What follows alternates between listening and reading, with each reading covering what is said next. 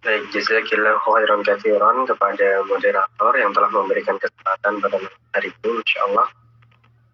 Baik, bismillahirrahmanirrahim. Assalamualaikum warahmatullahi wabarakatuh. Alhamdulillahirabbil alamin wa bihi nasta'inu ala umuri dunya waddin.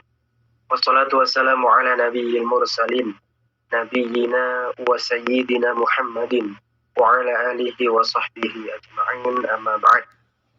Kita bersyukur kepada Allah Subhanahu wa taala, kembali Allah Subhanahu wa taala memberikan nikmatnya kepada kita. Malam hari ini kembali kita masih diizinkan untuk bersua satu sama lain walaupun dari kejauhan ya, dari rumah masing-masing atau tempat kediaman masing-masing. Tapi Allah Subhanahu wa taala masih memberikan kemudahan bagi kita semuanya malam hari ini untuk bisa kembali melanjutkan kajian rutin, alhamdulillah, dengan kitab Al-Arba'in An-Nawawiyah, yang mana kitab ini berisi hadis-hadis yang tidak terlalu panjang lafadznya, tapi memiliki makna yang sangat luas sekali, makna-makna yang sangat dalam sekali, yang itu merupakan pondasi-pondasi agama kita. Kitab ini ditulis oleh ulama besar dalam bidang hadis dan juga bahkan dalam bidang fikih, yaitu Al-Imam An-Nawawi rahimahullahu ta'ala. Malam hari ini teman-teman sekalian, kita masuk di hadis yang keempat. Kemarin kita sudah selesai membahas untuk hadis yang ketiga. Kita masuk ke hadis yang keempat malam hari ini. Untuk lafaz hadisnya ternyata agak panjang ya. Tapi semoga pembahasannya tidak terlalu panjang pada malam hari ini. Dan nanti mohon kepada Kak Moderator ya, kalau misalkan melampaui waktu yang sudah diberikan, tolong saya diingatkan ya. Baik, silakan dibuka hadisnya teman-teman sekalian. Mau pakai kitab hadisnya langsung atau pakai PDF yang teman-teman sudah punya, silakan. Dibuka pada hadis yang keempat, Al-Hadisur Rabi'. Hadis keempat, An Abdullah bin Mas'ud radhiyallahu anhu qala, dari sahabat Abdullah bin Mas'ud radhiyallahu anhu.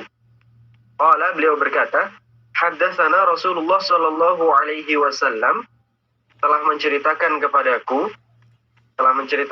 kami, kata sahabat Abdullah bin Mas'ud ini, Nabi Muhammad sallallahu alaihi wasallam, wa huwa as-sadiqul masduq.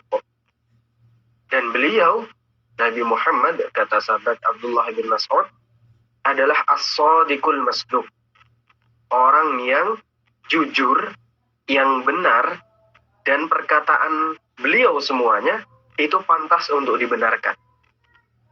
Jadi bukan hanya sekedar dinilai jujur saja seorang Nabi Muhammad SAW, tapi hampir semua apa yang diucapkan oleh Nabi Muhammad SAW dapat dipastikan itu adalah sebuah kebenaran. Jadi bisa dibilang hampir mustahil yang namanya Nabi Muhammad SAW ini berdusta. Itu pada zaman itu para sahabat sepakat tentang itu. Mustahil yang namanya Nabi Muhammad SAW berdusta. Bahkan bukan cuma para sahabat, bukan hanya para sahabat saja yang beranggapan seperti itu, bahkan kaum kafir Quraisy juga beranggapan seperti itu. Sejak Nabi Muhammad SAW beranjak dewasa, bahkan beliau ikut dengan pamannya sebagai penggembala kambing, orang-orang kafir Quraisy itu kala itu, mereka semua sudah sepakat bahwasanya Nabi Muhammad SAW adalah orang yang jujur.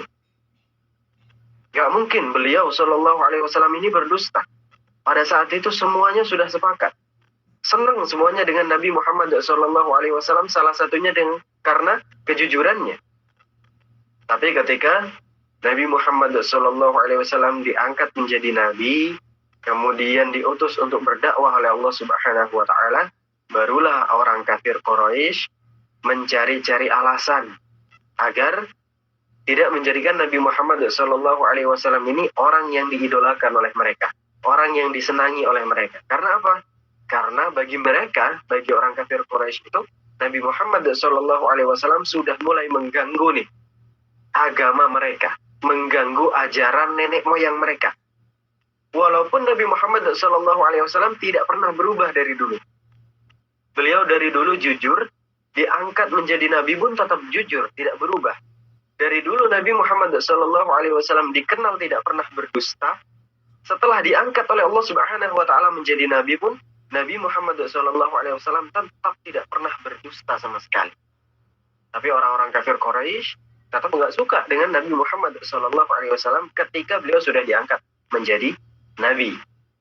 Dan kejujuran itu sampai beberapa kali termaktub di dalam hadis yang diriwayatkan oleh para sahabat radhiyallahu anhum ajma'in. Salah satunya oleh sahabat Abdullah ibn Mas'ud. Abdullah ibn Mas'ud radhiyallahu anhu memberikan gelar As-Sadiqul Masduq kepada Nabi Muhammad sallallahu alaihi wasallam. Orang yang jujur dan semua perkataannya sudah pasti bisa dibenarkan. Apa kata Abdullah bin Mas'ud ini dari cerita yang beliau dengar dari Nabi Muhammad sallallahu alaihi wasallam, "Inna ahadakum yujma'u khalquhu fi batni ummihi 40 yawman nutfatan." Beliau mendapat kabar, mendapat cerita dari Nabi Muhammad sallallahu alaihi wasallam bahwasanya sesungguhnya seseorang dari kalian ini, setiap manusia itu yujma'u khalquhu fi batni ummihi, dikumpulkan penciptaannya itu, proses penciptaan di setiap perut ibunya masing-masing. 40 yawman nutfatan, dalam kurun waktu 40 hari sebagai nutfah. Sebagai nutfah. Apa itu nutfah? Dijelaskan oleh para ulama, diartikan sebagai air mani dalam kurun waktu 40 hari. Jadi mulai penciptaan pertama itu masih berupa air mani yang kental dalam 40 hari pertama. Ini berita dari Nabi Muhammad SAW. Kemudian setelah itu jadi apa? Summa yakunu 'alaqatan misla dzalik. Kemudian dalam kurun waktu yang sama juga 40 hari berikutnya menjadi alaqah. Alaqah ini bisa dikatakan segumpal darah. Jadi tadi sebagai setetes mani yang kental, kemudian semakin mengental menjadi segumpal darah dalam kurun waktu 40 hari berikutnya. Summa yakunu mudghatan mithla dzalik. Kemudian 40 hari berikutnya menjadi mudghah. Apa itu mudghah?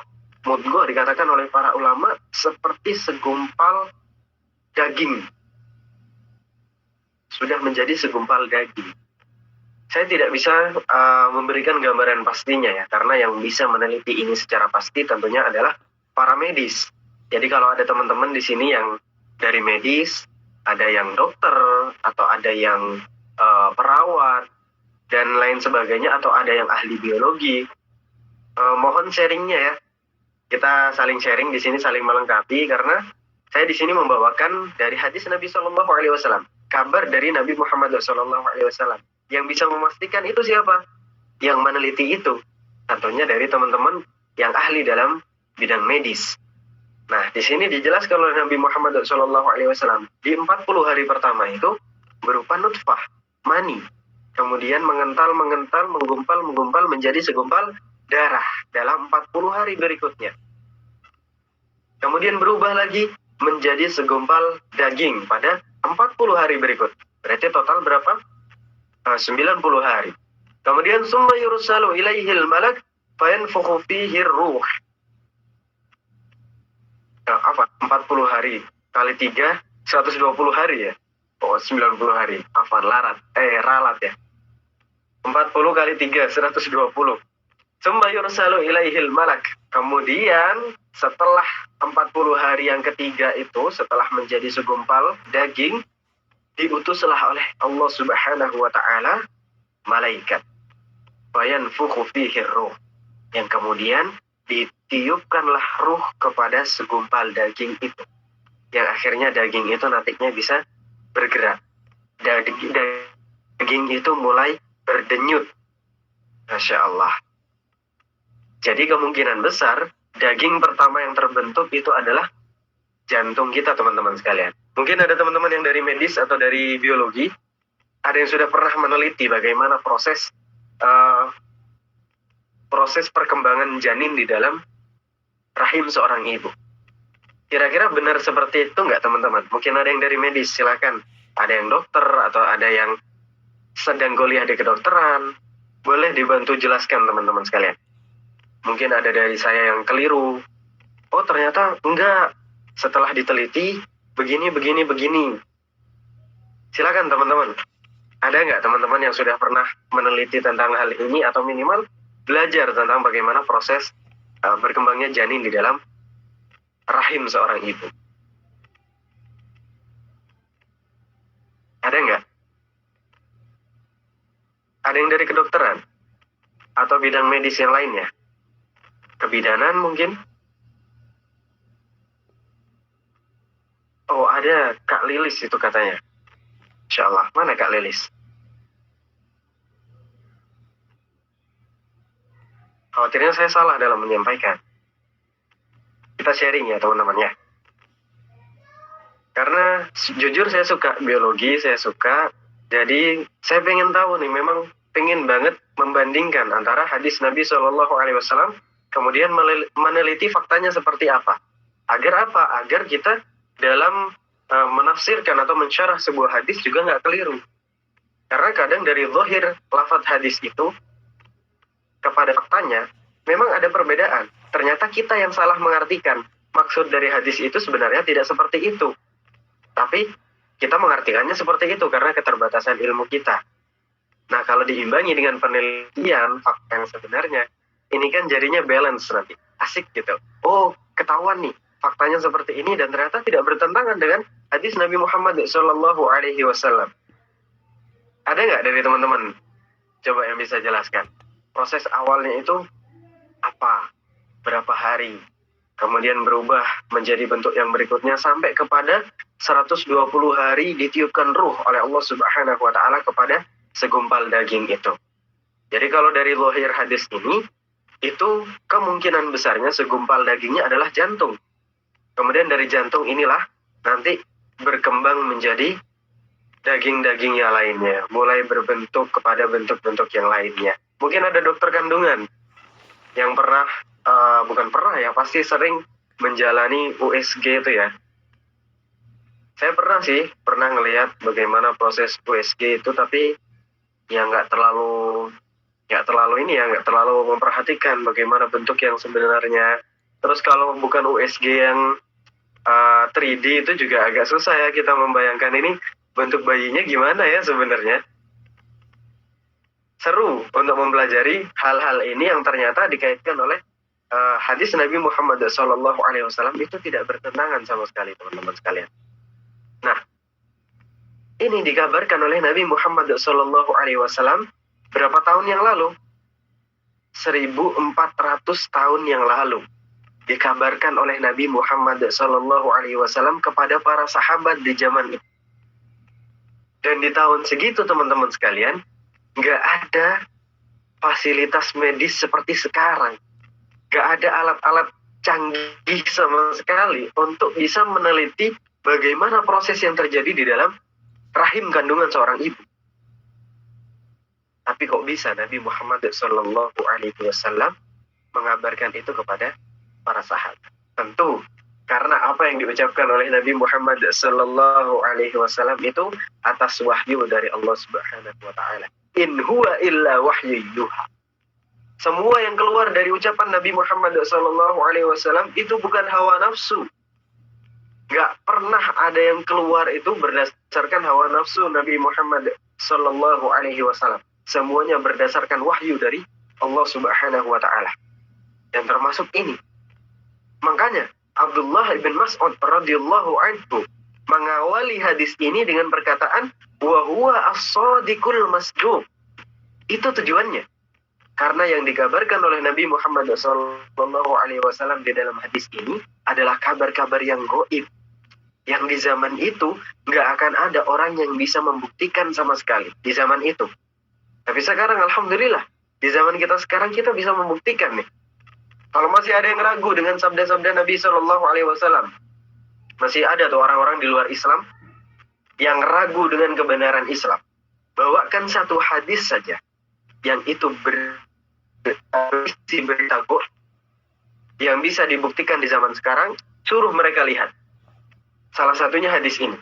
Nabi Muhammad SAW 1400 tahun yang lalu sudah mengabarkan ini kepada para sahabat. Coba kita cek sekarang di medis, bener nggak? Kalau 40 hari pertama itu masih berupa air mani yang kental, kemudian berubah semakin mengental, akhirnya menjadi segumpal darah. Bener nggak seperti itu? Kalau ternyata salah, ternyata bohong, berarti Islam nggak benar.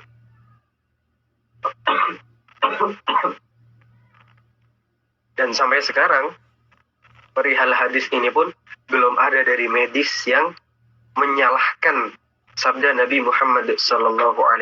Itu artinya betul apa yang dikabarkan oleh Nabi Muhammad SAW. Walaupun teman-teman sekalian, ada perbedaan pendapat di kalangan para ulama. Nah, ini seperti yang saya katakan tadi, karena memang untuk mensyarah sebuah hadis nggak bisa sembarangan. Untuk kita mengambil sebuah makna dari satu lafaz hadis saja itu nggak bisa sembarangan. Ada ilmunya, ada caranya. Harus ada tahap-tahap yang kita lakukan untuk kita mengambil makna dari hadis itu agar sesuai. Nah, ini ada perbedaan di kalangan para ulama. Ada ulama yang berpendapat bahwasanya 40 hari itu terjadi 3 kali sesuai dengan tahapan ini tadi. 40 hari pertama berupa air mani, 40 hari kedua berupa segumpal darah, 40 hari ketiga berupa segumpal daging. Ada ulama yang berpendapat seperti itu. Kemudian barulah di hari yang ke berapa, berarti 120 ya? Nggak salah kan saya? Berarti bulan keempat ya, 4 bulan itu sudah ditiupkan ruh oleh Allah Subhanahu wa ta'ala ke dalam segumpal daging. Ini pendapat pertama dari para ulama. Jadi kapan ditiupkan ruh? Setelah 4 bulan, setelah 120 hari itu ditiupkan ruh. Ini pendapat pertama dari kalangan para ulama. Kemudian ada ulama yang ternyata berbeda pendapat. Enggak, tidak 120 ditiupkan ruh itu. Kalau kita merujuk kepada lafaz hadis-hadis yang lain, karena yang menceritakan tentang hal ini tidak hanya satu hadis saja, ada juga dari riwayat Muslim saja. Kalau ini kan riwayat Bukhari dan Muslim, ada yang riwayat Muslim saja yang menceritakan itu hanya berkisar 40 hari dari semua kejadian itu, dari proses mani yang kemudian menjadi segumpal darah, yang dari segumpal darah menjadi segumpal daging, itu semuanya hanya 40 hari. Jadi ditiupkan ruh kapan? Ditiupkan ruh pada saat hari ke-40. Ini pendapat kedua di kalangan para ulama. Wallahu ta'ala a'lam, mana pendapat yang lebih kuat? Saya juga belum bisa merojihkan. Artinya saya belum meneliti bagaimana para ulama ini membangun pendapat-pendapatnya masing-masing. Berdasarkan apa, kemudian mana yang lebih kuat pendapatnya? Saya belum bisa untuk merojihkan itu. Tapi hal ini justru bisa dilihat kepada fakta. Itu apa yang saya katakan tadi, melalui teman-teman belajar biologi, belajar tentang kandungan, baik itu bidan atau dokter kandungan atau yang sejenisnya. Dari fakta yang terjadi, maka bisa dinilai makna hadis ini sebenarnya kemana sih? Sebenarnya pendapat ulama yang lebih tepat yang mana? Yang tadi yang pertama atau yang ternyata yang kedua? Ternyata pada 40 hari itu sudah terbentuk daging. Nah, kalau memang 40 hari itu sudah terbentuk daging, berarti ruh sudah ditiupkan di hari yang ke-40. Tapi kalau ternyata 40 hari ini belum. 40 hari ini masih belum kelihatan dagingnya sama sekali. Masih berupa segumpal darah. Atau bahkan nggak kelihatan masih segumpal darahnya. Berarti betul pendapat yang pertama. Bahwasanya ruh baru ditiupkan di hari yang ke-120, 4 bulan. Makanya kadang itu ada selamatan ya, terutama di Jawa, selamatan 4 bulanan. Karena mungkin mereka berpendapat barengan dengan ditiupkannya ruh. Nah, itu bisa jadi ada juga beberapa penelitian yang sudah saya baca itu, ternyata ada seorang dokter yang menemukan bahwa di hari ke-40 itu sudah ada detakan.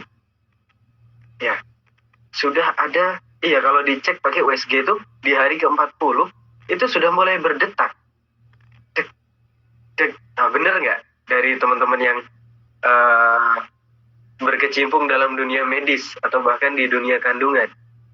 Kalau benar di 40 hari sudah ada detak, berarti betul ruh sudah ditiupkan ketika usia kandungan 40 hari. Karena memang dari beberapa medis yang menemukan kejadian itu, akhirnya ingin membantah pendapat ulama yang pertama yang mengatakan bahwasanya 120 hari baru ditiupkan ruh. Nah, para medis ini ada yang nggak setuju? Enggak. Saya menemukan nih sebuah kejadian bahwasanya ketika saya cek, di hari ke-40 itu sudah ada detakan jantung. Berarti sudah ada ruh dong di situ. Tapi ada juga yang berpendapat tidak semua detakan jantung itu karena ruh. Enggak semua.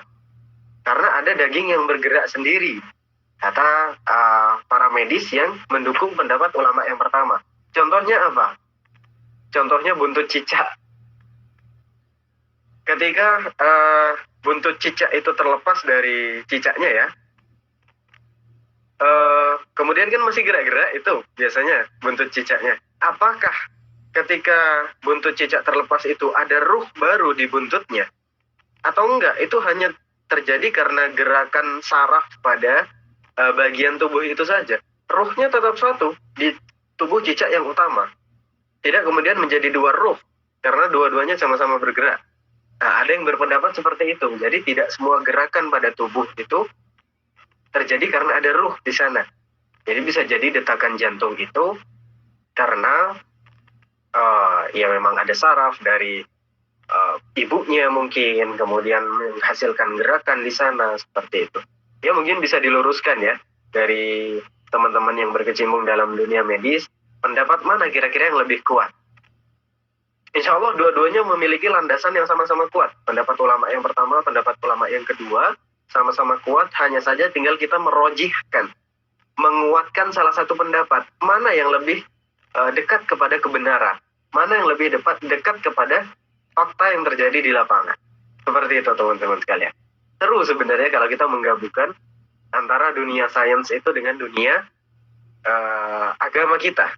Asal jangan cocok logi aja ya. Jangan, kalau cocok logi nggak benar. Kalau ada nanti ayat-ayat tentang apa, kemudian kita cocok logikan dengan sebuah peristiwa apa di dunia, ya belum tentu. Makanya butuh kepada ilmu yang benar, baik itu ilmu sains yang benar dan juga ilmu agama yang benar. Masya Allah, barakallahu fiik.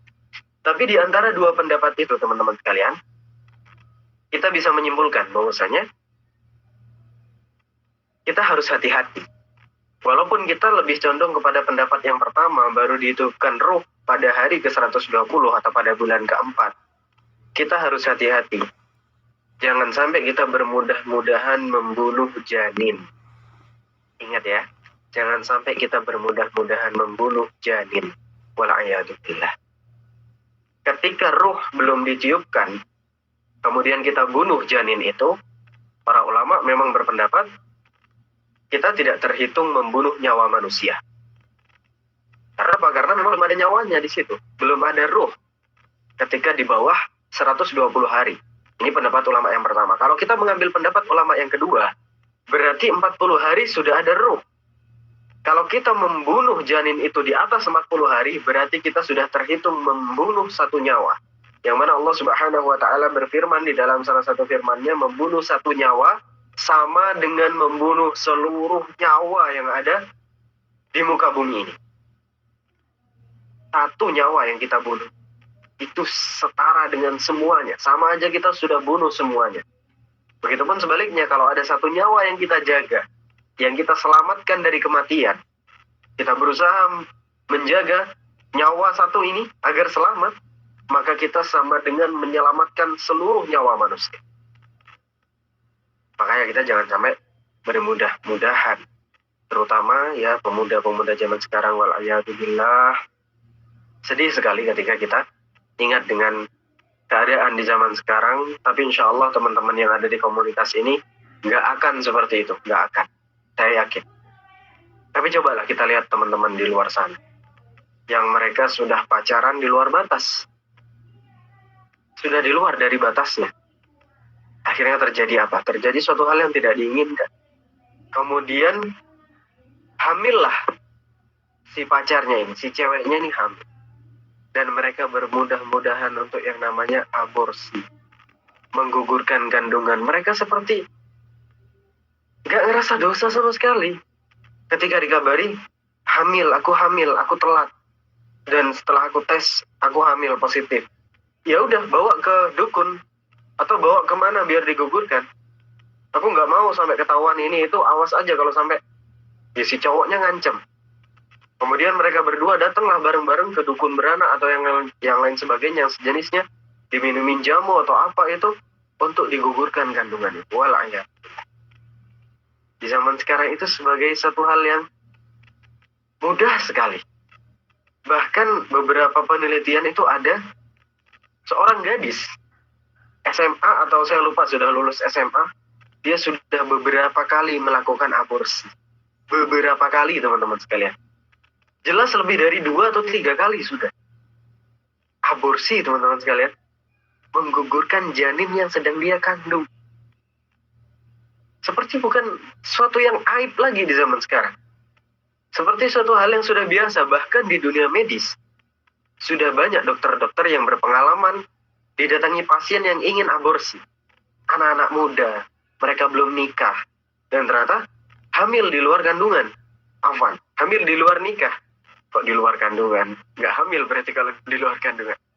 Dia hamil di luar nikah, datang ke medis. Ingin digugurkan di medis, coba.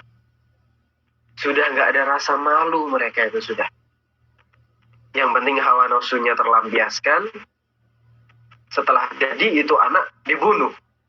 Wala'iyadzubillah. Kita sudah ada di zaman itu teman-teman sekarang.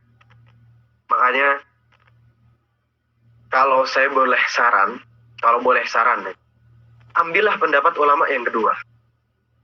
Yang mengatakan bahwasanya 40 hari sudah ditiupkan roh. Biar apa? Biar kita lebih hati-hati teman-teman sekalian. Biar kita nggak bermudah-mudahan. Kalau sudah 40 hari, sudah. Kalau sampai itu dibunuh, sampai itu digugurkan, sudah termasuk membunuh satu nyawa yang itu setara dengan membunuh semua nyawa manusia. Biar kapok sekalian. Kan biasanya kalau kita mengecek kandungan itu terutama pakai manual ya, pakai test pack itu, biasanya baru bisa terdeteksi, terbaca ketika lebih dari 1 bulan kan. Kalau baru 2 minggu, atau di bawah 1 bulan, biasanya kalau tes pack yang biasa itu belum terdeteksi di situ, kecuali ngetesnya pakai alat yang lebih canggih. Baru 1 bulanan itu baru bisa kebaca. Nah, di saat itulah sudah masuk ke 40 hari biasa. Baru terbaca itu sudah masuk 40 hari, dan kalau kita ngambil pendapat ulama yang kedua, selesai. Ketika terbaca dia hamil, nggak bisa digugurkan sudah. Karena sudah masuk 40 hari dan sudah ditiupkan ruh di situ. Ini pendapat saya pribadi yang mungkin bisa membuat kita lebih hati-hati agar tidak bermudah-mudahan untuk menggugurkan kandungan. Dan juga ketika kita sadar di janin itu sudah ditiupkan ruh, biasanya kita akan lebih hati-hati di sana. Ya, karena kita tahu ya, dan ini bukan hanya sekedar kepercayaan saja. Ini terbukti bahwasanya apa yang dilakukan oleh orang tuanya itu akan berdampak kepada janinnya, walaupun janinnya masih ya berumur berapa ya, belum sebulan atau bahkan baru lebih sebulan, tapi ketika sudah ditiupkan ruh di situ, itu bisa berdampak. Ketika kita melakukan keburukan, berdampak kepada janin kita. Ketika kita berkata yang jorok, berkata kotor, janin kita itu bisa dengar. Itu terbukti teman-teman sekalian. Lihatlah kepada orang tua yang sering kali berkata kasar, berkata jorok. Lihat janinnya setelah keluar seperti apa. Bayinya seperti apa. Dia akan meniru apa yang dia dengar selama di kandungan orang tuanya. Wal'iyadillah. Ini bisa membuat kita lebih hati-hati di dalam menjaga janin yang ada di dalam kandungan istri kita atau di ibu kita. Itu dia teman-teman sekalian yang pertama yang disampaikan oleh Nabi Muhammad SAW yang merupakan berita gaib yang dulu nggak bisa dibuktikan, tapi para sahabat langsung percaya. Ini ada kaitannya dengan hadis kita yang sebelumnya, yang mana dari syahadat kita itu tentang kita bersaksi bahwasanya Nabi Muhammad SAW adalah utusan Allah. Salah satunya adalah dengan membenarkan semua kabar dari Nabi Muhammad SAW. Semua kabar harus kita benarkan. Nabi mengabarkan apapun itu, bahkan yang gaib sekalipun, waktu itu nggak bisa dibuktikan sekalipun, kita harus mempercayai, meyakini itu bahwa itu adalah sebuah kebenaran. Dan harus dibuktikan pada hadis yang sekarang. Kita percaya nggak dengan kabar gaib dari Nabi Muhammad SAW? Oke, kalau ini mungkin sudah bisa dibuktikan di zaman sekarang. Ada kabar gaib yang berikutnya, yang lainnya. Setelah ditiupkan ruh oleh Allah Subhanahu wa Ta'ala kepada segumpal daging itu yang ada di dalam kandungan, apa berikutnya yang terjadi? Wa yu'maru bi arba'i kalimatin. Kemudian malaikat yang diutus oleh Allah ini diperintah untuk menuliskan 4 hal kepada si janin itu. Bikatsbi rizkihi wa ajalihi wa amalihi wa syakiyun aw sa'idun. Nah, dituliskan oleh malaikat itu atas perintah Allah Subhanahu wa Ta'ala. Pertama, rizkinya. Rizki dari anak ini yang masih ada dalam kandungan, yang baru saja ditiupkan ruhnya. Masya Allah, sudah ditentukan rizkinya oleh Allah Subhanahu wa Ta'ala. Sudah selesai ditulis sampai dia baru lahir nanti, sampai dia wafat, semuanya sudah dijamin, sudah ditulis oleh Allah Subhanahu wa Ta'ala. Rumahnya, pekerjaannya, kuliahnya di mana, istrinya nanti siapa, jodohnya yang mana saja, istrinya 1 apa 4, semuanya sudah dituliskan oleh Allah Subhanahu wa Ta'ala. Gak ada yang ketinggalan. Jadi aneh kalau sekarang masih ada orang-orang yang ragu dengan jaminan rizki dari Allah Subhanahu wa Ta'ala. Masih takut besok mau makan apa, masih bingung mau bayar utang pakai apa. Ya pakai uang bayar utang, atau sesuai dengan yang dipinjam. Kalau pinjamnya mobil, ya balikinnya mobil. Pinjamnya emas, balikinnya emas. Gak usah terlalu dipikirkan, gak usah. Kita berusaha, berdoa, pasti akan ada jalannya dari Allah Subhanahu wa Ta'ala. Beda kalau kita memang gak mau berusaha, gak mau berdoa, emang orangnya malas-malesan, emang gak pernah beribadah kepada Allah Subhanahu wa Ta'ala. Beda. Itu gak akan dapat pertolongan dari Allah Subhanahu wa Ta'ala. Tapi selama kita sudah berusaha, tiap hari kita sudah keluar rumah untuk kerja, walaupun nggak pekerjaan tetap. Apakah harus pekerjaan tetap, teman-teman sekalian, untuk mendapatkan rizki dari Allah Subhanahu wa Ta'ala? Harus pekerjaan tetap nggak? Enggak ya? Nggak harus. Enggak. Insya Allah. Yang penting tetap bekerja. Apa iya yang dapat rezeki cuma yang PNS aja? Apa iya yang dikasih rezeki oleh Allah cuma yang lolos P3K aja, guru-guru? Yang selain PNS atau ASN yang nggak lulus P3K, yang masih honorer, nggak dapat rezeki dari Allah? Dapat, teman-teman sekalian. Honorer pun bisa makan, walaupun gajinya telat-telat ya. Ya yang sabar. Tapi tetap dapat rezeki dari Allah Subhanahu wa Ta'ala. Semuanya. Bahkan yang tiap hari dia keluar kerja tapi nggak tahu mau kemana, makan nggak dia hari itu? Makan, teman-teman sekalian. Nggak Allah biarkan kelaparan, dia nggak. Dia nggak tahu nih kerja apa, dia nggak tahu. Pokoknya dia keluar rumah, dia bisa mulung, ya mulung. Dia diajak nukang, ya nukang. Dia suruh bersih-bersih rumah, ya dia bersihin. Tapi tiap hari dia bisa makan, teman-teman sekalian. Bahkan bisa menyekolahkan anak-anaknya. Coba, masuk akalnya di mana coba? Kadang nggak masuk akal, teman-teman sekalian. Tapi itulah rizki dari Allah Subhanahu wa Ta'ala. Apa iya kita masih ragu dengan rizki dari Allah yang sudah dijamin pada saat kita masih di dalam perut ibu nih, masih nggak tahu apa-apa, masih belum muncul tangan, belum muncul wajah, rizkinya sudah ditentukan oleh Allah Subhanahu wa Ta'ala. Sekarang sudah gede, sudah bisa mikir, sudah bisa kerja, sudah bisa ngapa-ngapain, malah takut nggak dapat rezeki dari Allah. Coba kalau kita pikir, terutama cowok-cowok nih yang mau nikah. Nah, siapa yang mau nikah? Yang mau nikah? Mau. Cowok-cowok nih terutama. Karena rata-rata cowok-cowok kalau mau nikah yang dipikir apa?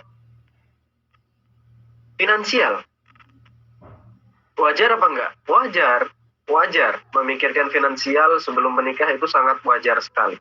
Tapi yang tidak wajar adalah terlalu takut tidak bisa memberi makan istrinya ketika dia sudah nikah. Atau dia dalam keadaan wajib nikah nih sekarang. Ada orang-orang yang keadaannya sudah wajib nikah. Jadi nikah tuh hukum asalnya sunnah, teman-teman sekalian. Hukum asalnya nikah itu sunnah. Kapan bisa menjadi wajib? Ketika dia sudah benar-benar butuh sama yang namanya nikah. Kalau nggak nikah sekarang nih zina nih. Ini orang nih kalau nggak dinikahin sekarang zina. Berarti dia sudah wajib nih. Kalau nggak dinikahin sekarang juga dosa dia. Kemudian sudah dalam keadaan wajib nikah. Dia takut nggak bisa ngasih makan istrinya. Akhirnya dia nggak jadi nikah. Lebih milih berzina daripada nikah. Aduh, kalau saya nikah sekarang, mau kasih makan apa istri saya? Anak saya? Kasih makan rumput? Nggak mungkin. Batu. Di presto nggak bisa empuk ya batu ya, walaupun di presto. Jadi dia takut. Nggak dapat rezeki dari Allah Subhanahu wa Ta'ala untuk ngasih makan anaknya, untuk ngasih makan istrinya. Wala'iyadzubillah. Yang seperti ini berarti nggak yakin dengan sabda Nabi Muhammad Sallallahu Alaihi Wasallam. Nah, kalau sudah begitu, kita sudah tahu rizkinya sudah dijamin semuanya. Apalagi yang diragukan? Apalagi yang ditakutkan? Yang penting kita keluar untuk berusaha. Itu yang Allah minta cuma. Setelah berusaha ngapain? Berdoa kepada Allah Subhanahu Wa Ta'ala. Pasrahkan semuanya kepada Allah. Dapat nggak rizki? Pasti dapat. Pasti dapat. Lalu maaf ya, orang gila saja kok bisa dapat rizki dari Allah Subhanahu Wa Ta'ala. Dan mereka nggak pusing besok mau makan apa tuh nggak pusing. Lah kita yang waras. Kok bisa pusing besok mau makan apa itu?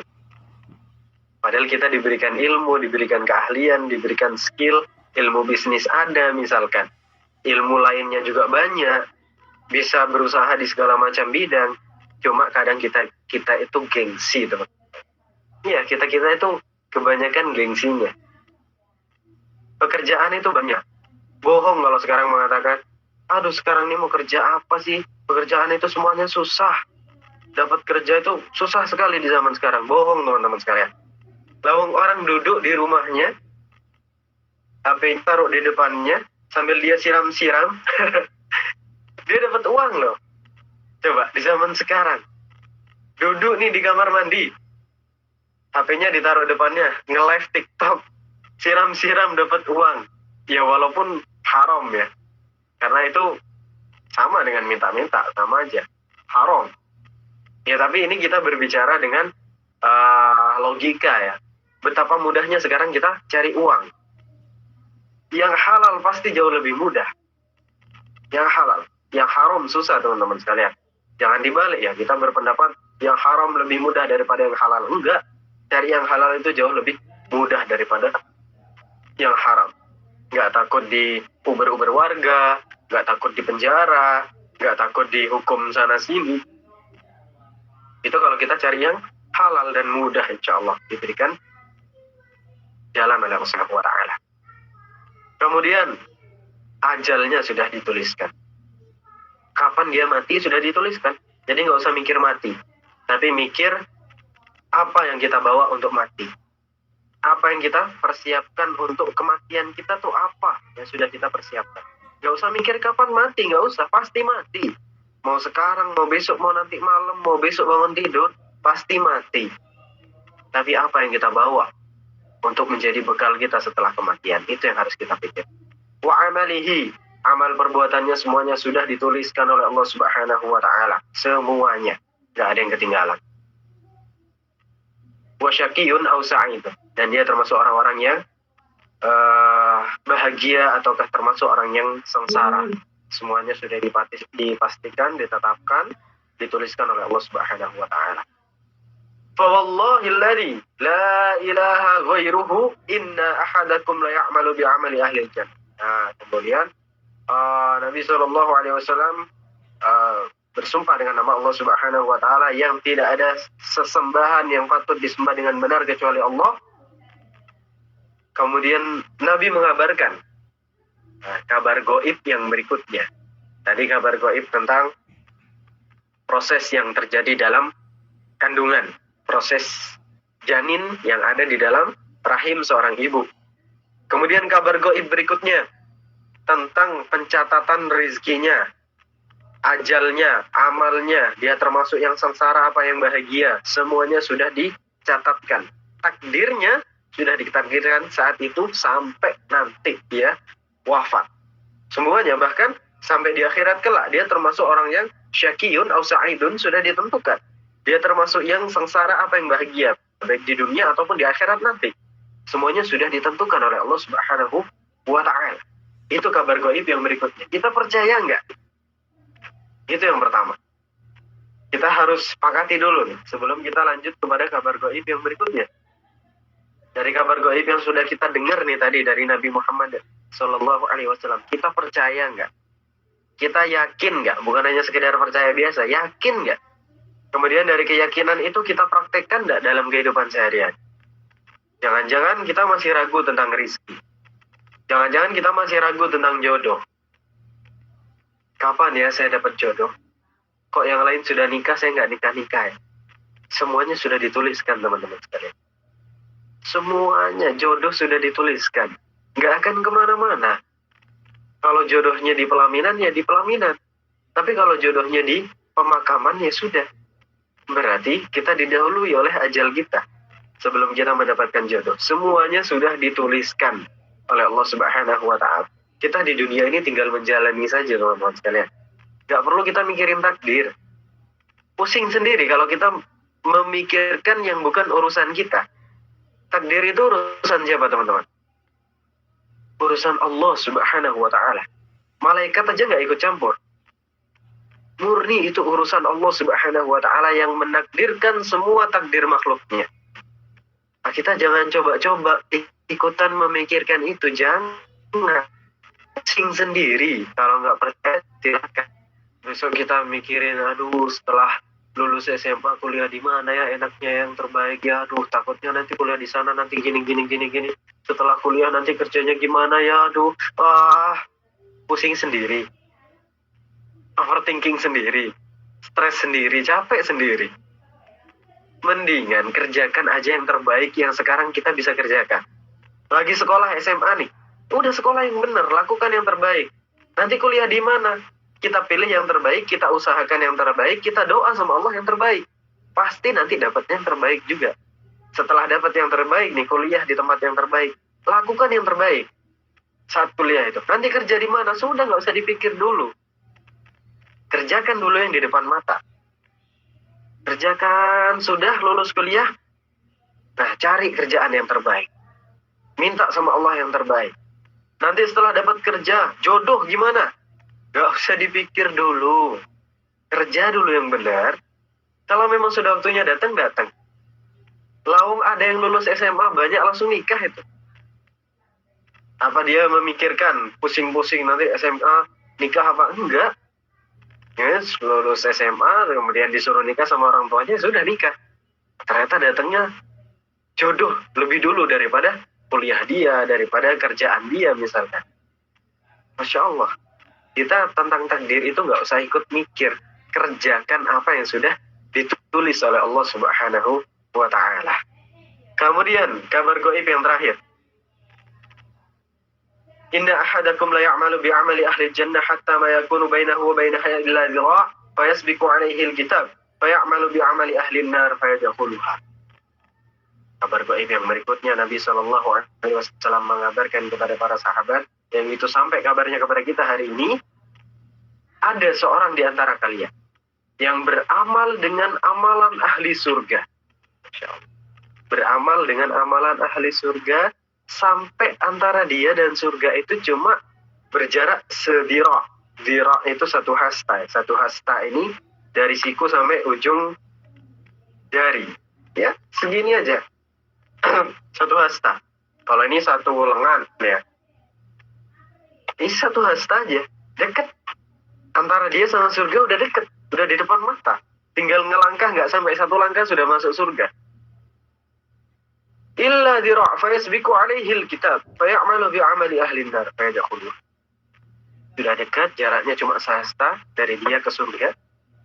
Kemudian ternyata dia didahului oleh takdir. Lagi-lagi takdir. Takdir Allah Subhanahu wa taala yang kita nggak bisa turut campur di sini. Dia didahului oleh takdir dan di penghujung hidupnya dia beramal dengan amalan ahli neraka fayadkhuluha. Dan dia masuk ke dalam mana teman-teman sekalian? Dia sudah beramal ahli surga seumur hidupnya. Sampai jarak dia sama surga ya Allah sehasta. Gak sampai satu langkah kaki. Kemudian dia beramal di penghujung hidupnya dengan amalan ahli neraka. Fayadkhuluha kata Nabi Muhammad SAW. Dan dia masuk ke dalamnya. Ke dalam mana teman-teman? Surga apa neraka?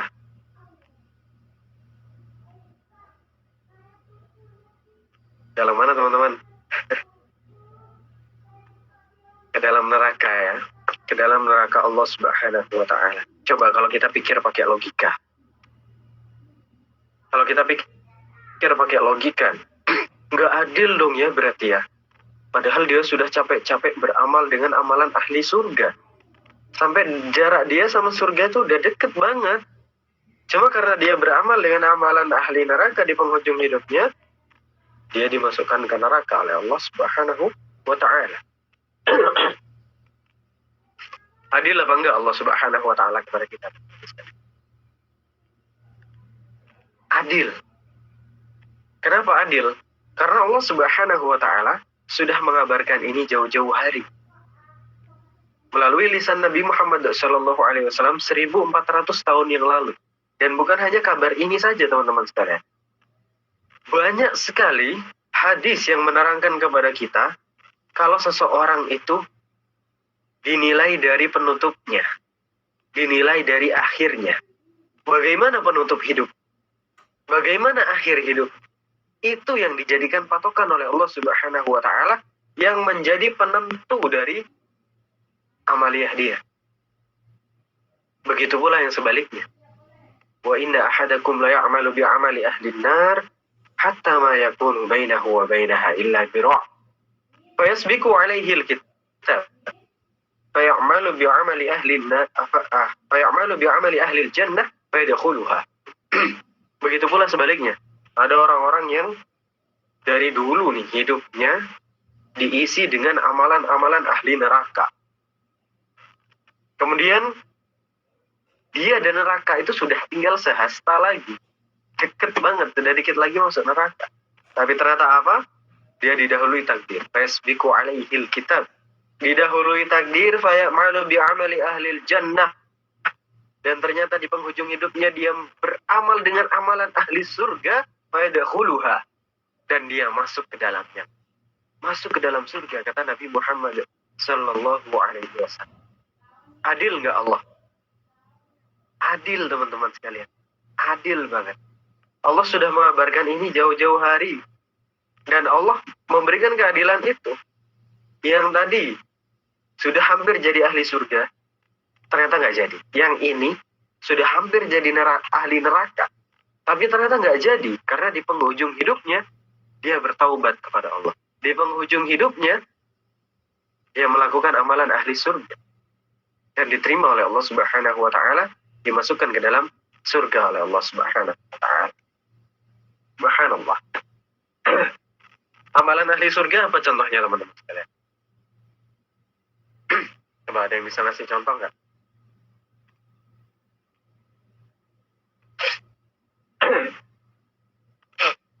Amalan ahli surga. Nah tadi kan dikabarkan orang ini beramal dengan amalan ahli surga sampai dia jaraknya dengan surga tinggal sehasta. Nah kalau kita nggak tahu amalan ahli surga gimana? Gimana kita mau menjadi orang yang mengejar surga? Ya, ada yang jawab? Apa tadi, Kak? Beristighfar itu menjelang subuh. Qadarullah, di saya kok enggak jelas ya suaranya.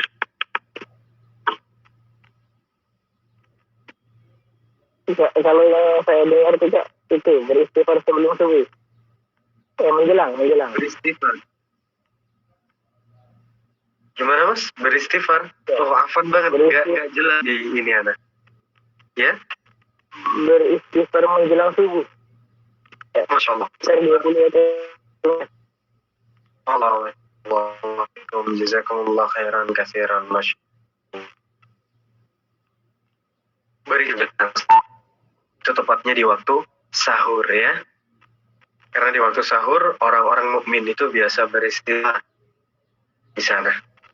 Karena itu masih masuk di sepertiga malam yang terakhir menjelang waktu subuh, dan itu tempat rahmat dan ampunan Allah sedang diturunkan pada saat itu.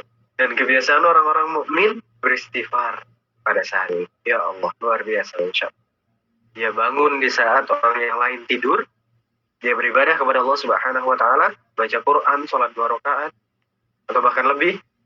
Kemudian ditutup dengan beristighfar kepada Allah sampai menjelang subuh. Masya Allah, luar biasa.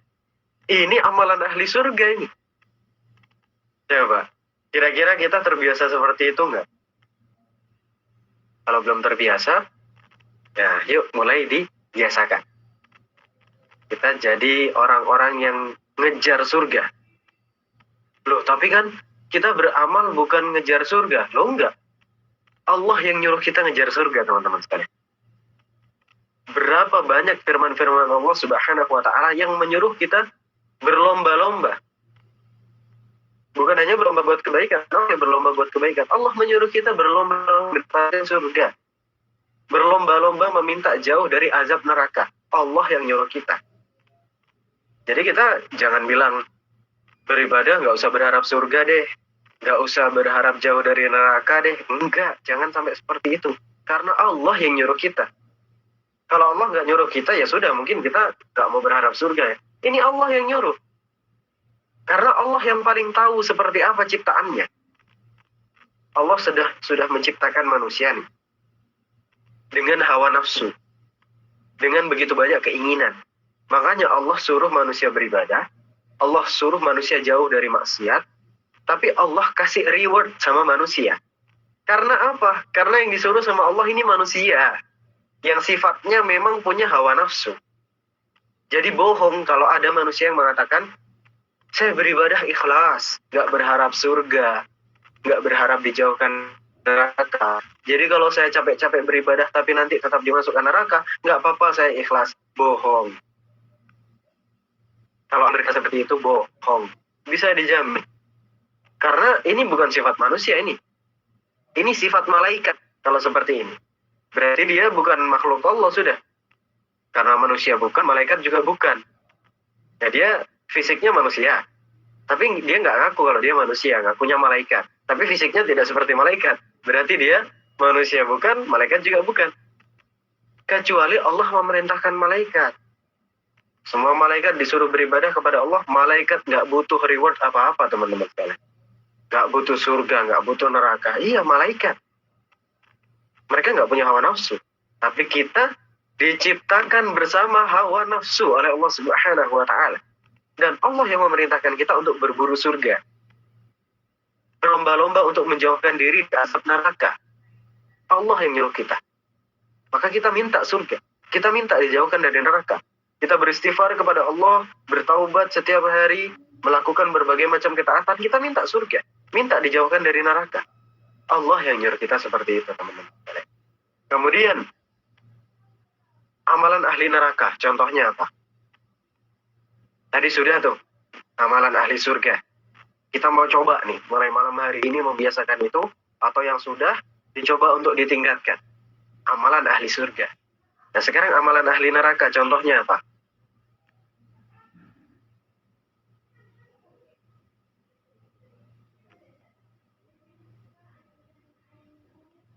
Ada yang bisa? Menggibah. Masya Allah, ada yang lewat chat itu ya. Menggibah. Memakan daging bangkai ya. Memakan bangkai saudaranya sendiri. Wal'iyadzubillah. Berbuat syirik, Masya Allah. Betul juga. Nah, sekarang kita berarti tahu kan, kalau ada perbuatan-perbuatan yang ini bisa membawa kita ke neraka nih. Karena ada orang-orang yang berkata gini, jangan gampang menjudge lah ketika seseorang itu berbuat dosa, berbuat maksiat, jangan langsung dikatakan bisa membawa ke neraka. Lawang kamu aja belum tentu masuk surga. Ada kan orang-orang yang ketika diingatkan membalasnya dengan seperti itu. Padahal kita mengingatkan saudara kita ini karena kita sayang. Karena kita tahu nih, amalan ini misalkan, amalan ini berdasarkan berita dari Nabi Muhammad SAW bisa membawa orang ke neraka. Walaupun belum pasti memang. Tapi kita tahu kabarnya. Berzina, Masya Allah. Berzina bisa membawa ke neraka apa ke surga? Nah, kita tanya gitu aja. Gampangnya gitu. Tanya aja sama dia. Nih, zina nih. Zina nih bisa bawa kita ke neraka apa ke surga? Jawab coba. Kira-kira bisa jawab apa dia? Pasti ngelesnya. Kalau ngelesnya pasti gini. Ya belum pasti sih. Belum pasti. Nah, dia kalau sampai jawab kayak gitu berarti dia sudah tersesat. Sudah tersesat. Karena jelas amalan ini Nabi SAW zina misalkan. Atau gibah. Atau bahkan syirik. Jelas Nabi SAW yang mengabarkan kepada kita ini amalan bisa membawa orangnya ke neraka.